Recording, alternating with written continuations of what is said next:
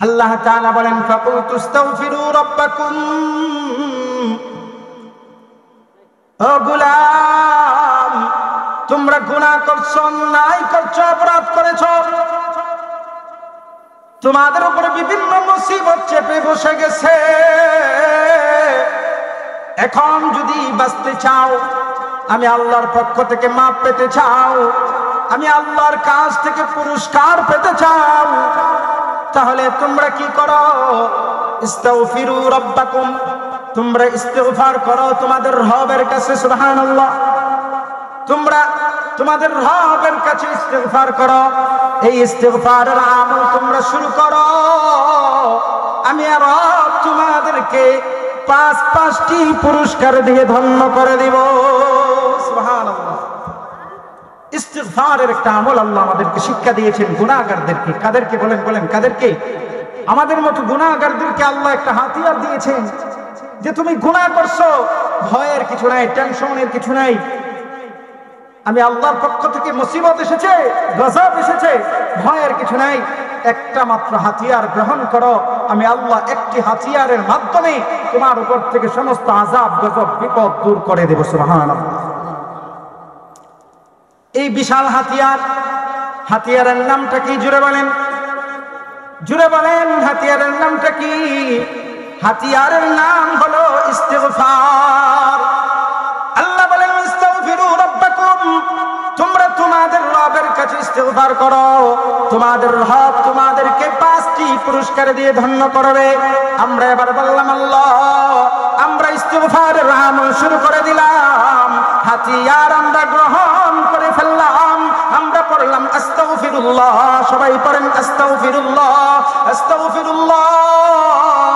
আমরা এই যে আস্তাগফিরুল্লাহ পড়তে থাকলাম, আল্লাহকে জিজ্ঞাসা করলাম, ও আল্লাহ, এই যে আমরা ইস্তিগফার করতে থাকলাম, আমাদেরকে তুমি কি কি পুরস্কার দিবা? আল্লাহ বলেন, বান্দা, 1 নাম্বার পুরস্কার পরের অংশের মধ্যে আল্লাহ বলেন ইন্নাহু কানা গফফারা। আল্লাহু আকবার। আল্লাহ বলেন, বান্দা, 1 নাম্বার পুরস্কার তোমার জিন্দেগীর সমস্ত গুনাহ মাফ। সুবহানাল্লাহ। মুসলমান, 1 নাম্বার পুরস্কার আল্লাহ বলেন জিন্দেগীর গুনাহ মাফ। আমার আপনার জিন্দেগীর গুনাহ যদি আল্লাহ একটা হাতিয়ারের মাধ্যমে মাফ করে দেন, আমার কি আল্লাহর কাছে আরো কিছু চাওয়ার আছে? জুড়ে বলেন, চাওয়ার আছে? চাওয়ার থাকে না। এরপরে আল্লাহ বলেন, বান্দা, শুধু একটা নয়, আরো 4টা পুরস্কার রয়েছে। তাহলে বুঝতেই আছেন আমাদের 4টা পুরস্কার আর গুরুত্বপূর্ণ হবে, ঠিক কিনা? এজন্য আসেন আল্লাহ বলেন 1 নাম্বার পুরস্কার ইন্নাহু কানা গফফারা, আমি আল্লাহ তোমাদের জিন্দেগীর সমস্ত গুনাহ খাতা মাফ করে দেব। ও মুসলমান বাবাজি, আমি আপনি যেই পরিমাণের গুনাহ করছি, অপরাধ করছি, এই গুনাহ যদি আমি মাফ না করাইয়া অন্ধকার কবরে যাই, ওই কবরটা আমার জন্য, আপনার জন্য জাহান্নামের গাড়া হয়ে যাবে। কথা কোন ঠিক কিনা? আল্লাহর রাসূল বলেন, আল কবরু রাউযাতুম মির রিয়াজিল জান্নাহ আও হুফরাতুম মিন হুফারিন নার। ও বান্দা, তোমার মৃত্যুর পরে সর্বপ্রথম যেই জায়গাটার মধ্যে রাখা হয় ওইটার নাম কবর।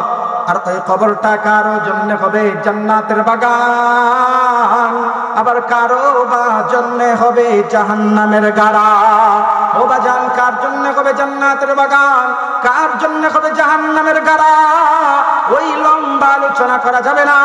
শুধু বলতে চাই মুসলমান, আমার গুনাহ যদি মাফ না করাইয়া ওই কবরে যাই, আর ওই কবরটা যদি জাহান্নামের গাড়া হয়ে যায়, ও মুসলমান বাবাজি, এই যে দুনিয়ার মধ্যে এত সফলতা দেখাইলাম, দুনিয়ার মধ্যে এত সফল, অর্থের অভাব নাই, গাড়ির অভাব নাই, বাড়ির অভাব নাই, নারীর অভাব নাই, কোনো অভাব নাই। দুনিয়ার মধ্যে এত শান শৌকত, দুনিয়ার মধ্যে এত শক্তিশালী ছিলাম, দুনিয়ার মধ্যে এত বাহাদুরি ছিলাম, দুনিয়ার মধ্যে সমস্ত ক্ষমতা ছিল, কিন্তু দুনিয়ার থেকে বিদায় হওয়ার পরে ওই কবরটা জাহান্নামের গাড়া হয়ে গেল। ও মুসলমান, এই যে দুনিয়ার এত বিলাসিতা, দুনিয়ার এত সফলতা কোথায় গেল? সব তো বৃথা হয়ে যাবে, কথা কোন ঠিক কিনা? এই জন্য দুনিয়ার সফলতা ও দুনিয়ার অর্থ সম্পদ হইলেই সফলতা মনে করা যাবে না। দুনিয়াতে যদি জিন্দেগির গুনাহ খাতা মাফ করাইতে পারি, এটাকেই সফলতা বলে, কথা কোন ঠিক কিনা? ও মুসলমান, এই জন্য আমার আপনার যে পরিমাণের গুনার অপরাধ আছে, এই অন্যায় আর অপরাধের কথা আল্লাহ গোপন রেখেছেন, ওপেন করেন নাই। যখন বান্দা বেশি পরিমাণের গুনাহ করে ফেলে আল্লাহ ওপেন করে দেন, ঠিক কিনা? কিন্তু তাছাড়া আল্লাহ ওপেন করেন না, গোপন রাখেন। আল্লাহ বলেন, বান্দা তোমার গুনাহ যদি আমি দুনিয়ার মানুষের সামনে, সমাজের মানুষের সামনে ওপেন করে দিতাম রে বান্দা, তুমি অন্ধকারে নির্জনে একা একা যে পরিমাণের গুনাহ করো, এই গুনাহগুলির কথা যদি তোমার সন্তান জানতো রে মুসলমান, তোমার সন্তান তোমাকে বাবা বইলা ডাকতে শরম পাইতো, লজ্জা পাইতো। তোমার সন্তান তোমাকে মা বইলা ডাকতে লজ্জা পাইতো, শরম পাইতো, কথা কোন ঠিক কিনা? আল্লাহ বলেন, বান্দা তোমার গোপন গুনাহগুলিকে আমি গোপন রাখছি, ওপেন করি নাই। এটি যদি ওপেন করতাম সমাজের মধ্যে মুখ দেখাইতে পারত না, এটি যদি ওপেন করতাম সমাজের মধ্যে বুক ফুলাইয়া হাঁটতে পারত না, কথা কোন ঠিক কিনা? আমি আল্লাহ গোপন রাখছি। কি জন্য গোপন রাখছি জানোনি? আল্লাহ বলেন, এই জন্য গোপন রাখছি, বান্দা যখন তুমি বুঝবা তুমি 80 বছর পর্যন্ত গুনাহ করছো, 70 বছর পর্যন্ত গুনাহ করছো, 60 বছর পর্যন্ত গুনাহ করছো, শয়তানের দুকাই পইরা গুনাহ করছো, অপরাধ করছো, এখন বুঝতে পেরেছো হায় হায় আমি কি করলাম? শয়তানের দুকাই পইরা গুনাহ করলাম, শয়তানের দুকাই পইরা জিন্দেগি নষ্ট করলাম, হায় হায় কি করলাম? আমার তো বয়স ছিল গড় আয়ু 60 বছর, 50 বছর চলে গেছে, এই যে 50 বছরের জিন্দেগি বড় গুনাহ করছি, অপরাধ করছি, আমার হাতে গড় আয়ু অনুযায়ী আর তো মাত্র 10 বছর আছে। এই 10 বছর সময়ের ভিতরে আমি কেমনে আমল করে আমার জিন্দেগি কাবার দিব? আরে আমি কিভাবে আমার জীবনটা শেষ করে দিলাম? এই কথা চিন্তা করে তুমি 60 বছর 70 বছর বয়সে বুঝতে পেরেছো আমি তো ভুল করেছি, অন্যায় করেছি, এখন আমি কি করব? আল্লাহ বলেন, বান্দা তোমার ভয়ের কিছু নাই, নৈরাশ হওয়ার কিছু নাই। লা তাকনাতু মির রাহমাতিল্লাহ, আমি আল্লাহর রহমত থেকে নৈরাশ হওয়ার কিছু নাই। তুমি বান্দা যখনই বুঝে আসছো, যখনই তোমার বুঝে আসছে, আল্লাহ বলেন, ইয়া আইয়ুহাল্লাযীনা আমানু তুবু ইলাল্লাহ, তখনই তুমি আমি আল্লাহর দিকে ফিরে আসো। সুবহানাল্লাহ।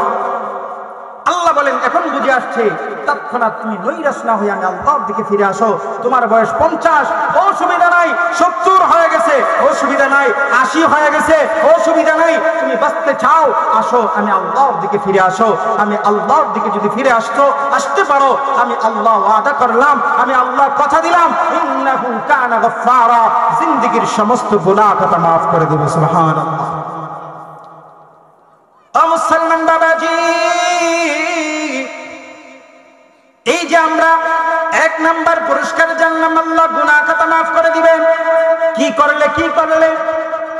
এই যে বুঝলে গেছেন, কি করলে?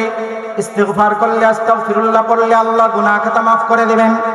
এইবার আমার আল্লাহ 2 নম্বরে বলতেছেন, যে পুরস্কারটা আল্লাহ দিবেন, ইস্তিগফারের আমল যদি আমরা শুরু করতে পারি, আল্লাহ 2 নম্বরে যে পুরস্কারটা আমাদেরকে দিবেন, আল্লাহ বলেন, ইউরসিলিস সামাআ আলাইকুম মিদরারা, আমি আল্লাহ তোমাদের উপরে আসমান থেকে বৃষ্টির মতো রহমত বর্ষিত করব। সুবহানাল্লাহ। ও মুসলমান, আমাদের উপরে যদি আসমান থেকে আল্লাহ বৃষ্টির মতো রহমত বর্ষণ করে, সমাজের মধ্যে শান্তি চলে আসবে, সমাজের মধ্যে মানুষগুলা ভালো হয়ে যাবে, মানুষের ফসলগুলা ভালো হয়ে যাবে, মানুষের সব কিছুর মধ্যে বরকত চলে আসবে, কথা কোন ঠিক কিনা? আল্লাহ বলেন 2 নাম্বার পুরস্কার, ইউরসিলিস সামাআ আলাইকুম মিদরারা, আমি আল্লাহ আসমান থেকে তোমাদের উপরে বৃষ্টির মতো রহমত বর্ষিত করব। ও মুসলমান বাবাজি, এইবার আমার আল্লাহ পুরস্কার ঘোষণা করেন। আমার আল্লাহ বলেন ইউরসিলিস সামাআ আলাইকুম মিদরারা ওয়া ইউমদিদকুম বিআমওয়াল। আমি আল্লাহ এবার তোমাদেরকে 3 নাম্বার পুরস্কার দান করব।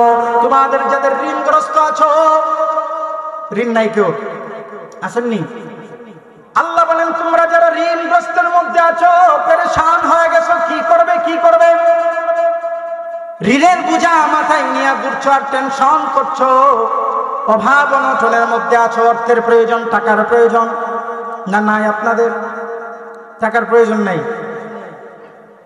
সবারই প্রয়োজন। এই টাকার জন্যই তো এত কিছু করি, কথা ঠিক না? এই অর্থের জন্যই তো নামাজ ছেড়ে দেই, অর্থের জন্যই তো ইবাদত ছেড়ে দেই, ঠিক কিনা? আল্লাহ বলেন তোমার যদি বান্দা এই অর্থের প্রয়োজন হয়, তোমার যদি টাকার প্রয়োজন হয়, দুনিয়াতে ঘুইরা লাভ নাই, দুনিয়াতে ঘুইরা লাভ নাই। আসো আমি আল্লাহর প্রেসক্রিপশন লও, আমি আল্লাহর প্রেসক্রিপশন গ্রহণ করো, আমি আল্লাহর চাকরি করো, আমি আল্লাহ তোমাকেই ডাবল বেতন দিয়ে দিব। সুবহানাল্লাহ। আল্লাহর কাছ থেকে বেতন নিতে রাজি আসেননি? চাকরি না কইরা ইনশাল্লাহ কয় না, আবার ইনশাল্লাহ করলে তোমার নামাজও পড়া লাগবো, ঠিক না? ইনশাল্লাহ করলে তো নামাজও পড়া লাগবো, ভালো করা লাগবো। ভালো কিছু না করলে কি আল্লাহ বেতন দিবে? আপনি চাকরি করেন না, বেতনে আশা করতে পারেন? যদি চাকরি করেন না, অফিসে গিয়ে দাঁড়ায় থাকেন সিরিয়ালে বেতনের জন্য, মায়ের পড়বো মাটিতে একটা পড়বে না।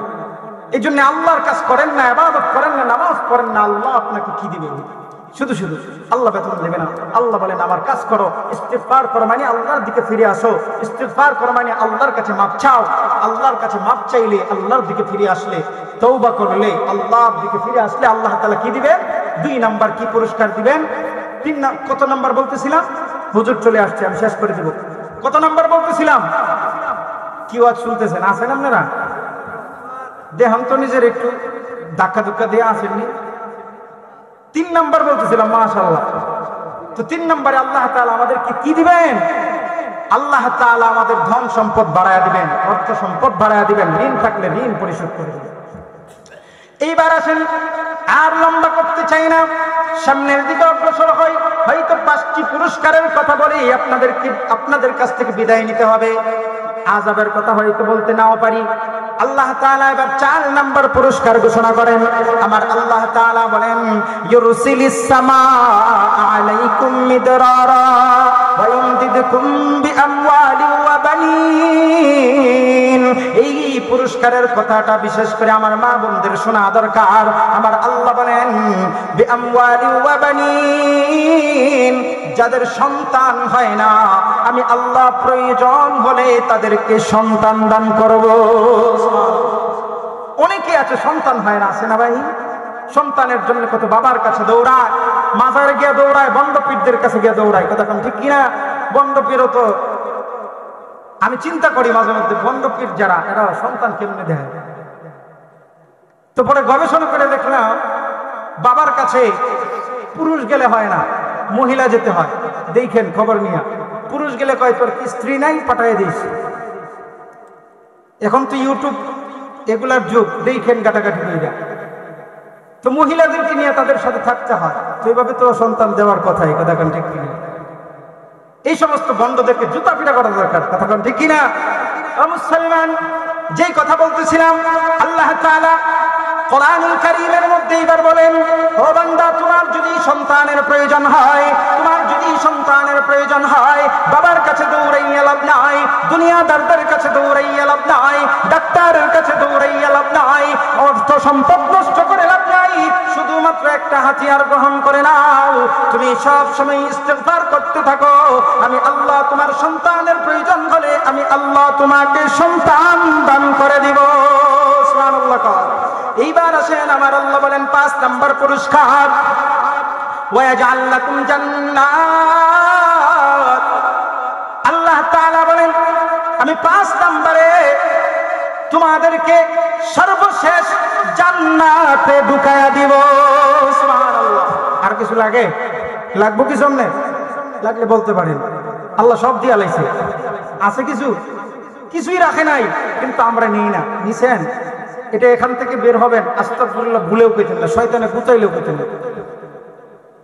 আস্তাগফিরুল্লাহর আমল শিক্ষা করেন। আস্তাগফিরুল্লাহর কি পরিমাণের ফজিলত জানেন? আল্লাহ তাআলা শুধু এই 5টি পুরস্কারে ক্ষান্ত রাখেন নাই। আল্লাহ তাআলা বলেন, যদি তোমরা ইস্তিগফারটা সব সময় পড়তে পারো, অভ্যস্ত করতে পারো, ইস্তিগফারের আমল লাগিয়ে নিতে পারো, তাহলে আমি আল্লাহ তোমাদের জবানটাকে মুস্তাজাবুদ দাওয়া বানায় দেব। সুবহানাল্লাহ। মুস্তাজাবুদ দাওয়া খায় না ফিন্দে, কথা বলেন ঠিক কিনা? অনেক কিছু কইতেছেন খায় না ফিন্দে। মুস্তাজাবুদ দাওয়া মানে হলো আল্লাহ তাআলা আপনি জবান দিয়ে যা বলবেন, আপনার এই জবানের কথাটাকে সঙ্গে সঙ্গে কবুল করে বাস্তবায়ন করে দেবে। সুবহানাল্লাহ। এমন চান কি সবাই? চান না? এই জন্য ইস্তিগফার বাড়ায়া দেন। ইস্তিগফার যখন বাড়ায়া দিবেন, আল্লাহ তাআলা আপনার জবানটাকে মুস্তাজাবুদ দাওয়া বানায় দিবে। আল্লাহ তাআলার কাছে যা চাইবেন। এই প্রসঙ্গে একটা ওয়াকিয়া ছিল, বলার সময় নাই, এই জন্য বলবো না। মুসলমান, এই জন্য আমি সর্বশেষ যেটা বলতে চাই, ইস্তিগফার করলে আর কি পরিমাণের লাভ। আমাদের লাভ হলো, আমরা দেখেন আজকে গুনাহ করার কারণে, অপরাধ করার কারণে আমরা আজকে মুসলমানদের উপর আল্লাহর পক্ষ থেকে সরাসরি রহমত আসছে না। আল্লাহর পক্ষ থেকে আমাদের উপরে সব সময় গায়বী সাহায্য আসে না। আমাদেরকে লম্বা ধৈর্য ধারণ করতে হয়, কথা কোন ঠিক কিনা? ও মুসলমান, আমাদেরকে যদি দুনিয়ার মধ্যে আমাদেরকে সফলতা অর্জন করতে হয়, দুনিয়ার ক্ষমতা আমাদের মুসলমানদের হাতে আনতে হয়। ও মুসলমান, একটা সময় তো এমন ছিল এই দুনিয়ার সমস্ত ক্ষমতা মুসলমানদের হাতে আল্লাহ দিয়েছিল। আবার আরেকটা সময় আসবে, আল্লাহ তাআলা গোটা পৃথিবীর সমস্ত ক্ষমতা মুসলমানদের হাতের ভেতরে দিবে। ও মুসলমান, পূর্বে ছিল, আবার অতীতেও আসবে, আবার সামনেও আসবে, কিন্তু বর্তমানে আমাদের কাছে কেন নাই? দুনিয়ার ক্ষমতা কেন আমাদের হাতের মধ্যে নাই? আজকে বেঈমান কাফেরদের কাছে আমরা কেন লাঞ্ছিত বঞ্চিত? আজকে বেঈমান কাফেরদের সামনে কেন আমাদের মাথা নত করে থাকতে হয়? আজকে ভারতের মতো দালালদেরকে কেন আমাদেরকে ভয় করতে হয়? তাদেরকে কেন আমাদেরকে ধন্যবাদ দিতে হয়? আজকে আমেরিকাকে কেন আমাদের সঙ্গী করতে হয়? ও মুসলমান, এই সমস্ত সবগুলি কারবারের পিছনে একটা বিষয় রয়েছে, সেটা হলো আমরা আজকে আল্লাহ থেকে দূরে সরে গিয়েছি।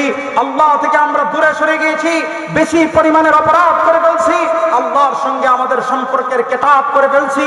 এই জন্য আল্লাহর পক্ষ থেকে আমাদের উপরে সাহায্য আসে না। ও মুসলমান, পরিষ্কার বলতে চাই, আমাদেরকে যদি বাংলাদেশে, বিশেষ করে বাংলাদেশের ক্ষমতা সামনে আমাদের হাতে আনতে হয়, মুসলমানদের হাতে যদি ক্ষমতা রাখতে হয়, আলেমদের হাতে যদি নেতৃত্ব দিতে হয়, আলেমদের মাধ্যমে ইসলামী বাংলাদেশ যদি কায়েম করতে হয়, খেলাফত ব্যবস্থা যদি কায়েম করতে হয়, এই দেশে কোরআনের শাসন ব্যবস্থা যদি কায়েম করতে হয়, ও মুসলমান, শুধু ইসলামী দলের কর্মী হয়ে ঘরের মধ্যে বসে থাকলে চলবে না। আমাকে ইসলামী দলগুলিকে খালি সাপোর্ট করলে চলবে না। আমাকে কিছু কার্যক্রম হাতে নিতে হবে। 1 নম্বর কার্যক্রম আমাকে হাতে নিতে হবে, 1 নম্বর তলোয়ার আমাকে হাতে নিতে হবে, সেটা হলো ইস্তিগফার আমাকে বাড়িয়ে দিতে হবে, আমার গুনাহ ছেড়ে দিতে হবে, আল্লাহর দিকে ফিরতে হবে। আলেমদের হাতে 2 নম্বর, আলেমদের হাতে হাত রাখতে হবে, আলেমদের হাতে হাত থেকে বায়াত গ্রহণ করতে হবে, আলেমদের সঙ্গে আমাদেরকে একত্রতা পোষণ করতে হবে। আর জানিয়ে দিতে হবে, বেঈমান কাফেরদের মোকাবেলায় জানিয়ে দিতে হবে, ভারতের মতো দালালদেরকে জানিয়ে দিতে হবে, আমরা একমাত্র আল্লাহকে ছাড়া পৃথিবীর কোন পরাশক্তিকে ভয় করি না। আমাদের সামনে যদি কেউ মুসলমানদের উপর আঙুল তুলতে চায়, মুসলমানদের উপরে যদি কেউ নির্যাতন করতে চায়, মুসলমানদের বাংলাদেশকে যদি কোনো ভারতের মতো কুখ্যাত মুদির বাচ্চারা যদি গ্রহণ করতে চায়, তারা যদি দখল করতে চায়, আমরা এদের চোখ উপড়ে ফেলবো, কথা বলেন ঠিক কিনা?